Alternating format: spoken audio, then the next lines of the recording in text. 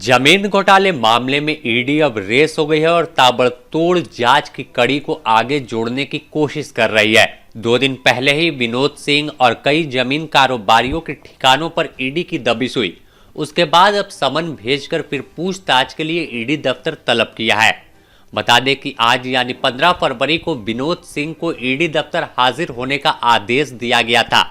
ठीक 11 बजे वह ईडी दफ्तर पहुंचे और उनसे पूछताछ शुरू हो गई है।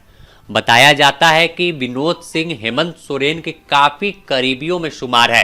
हेमंत सोरेन के साथ कई चैट भी विनोद सिंह की लीक हुई है। ईडी के अधिकारियों ने जब छापेमारी के बाद अभिषेक श्रीवास्तव उर्फ पिंटू और विनोद सिंह का मोबाइल जब्त कर उसका डाटा रिकवर किया तो कई चैट सामने आई है।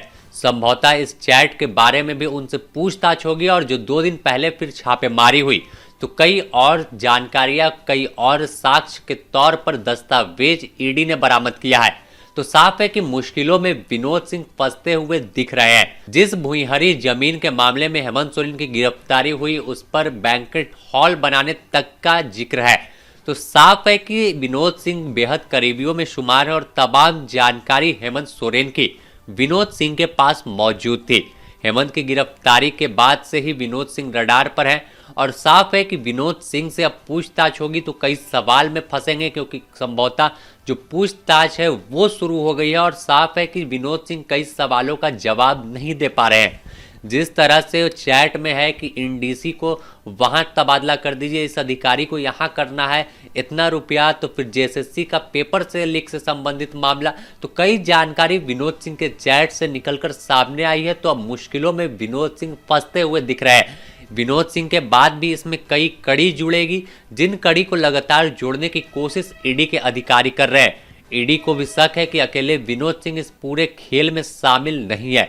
इसके आगे भी अभी कई किरदार हैं जिनसे पर्दा उठेगा, तब तमाम लोगों के सामने आएगा। कई सफेदपोश, कई अधिकारी अभी भी रडार पर आ गए हैं, जैसे विनोद सिंह का चैट ईडी को हाथ लगा है। तो अब जो पूछताछ की प्रक्रिया है वो शुरू है। लगातार ईडी दफ्तर तलब किया जा रहा है और पूछताछ हो रही है।